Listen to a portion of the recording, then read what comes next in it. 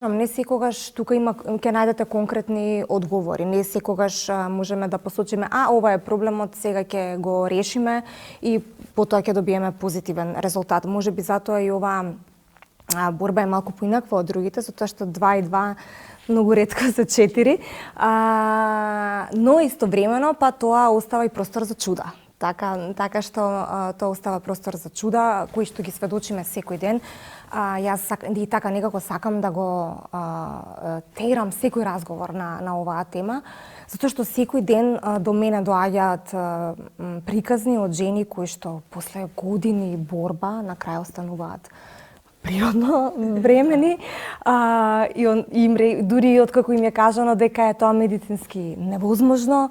Така што, верувајќи во тие чуда, апсолутно треба да знаеме дека на крајот од денот можеби и се во ова се случува со некаква поголема причина,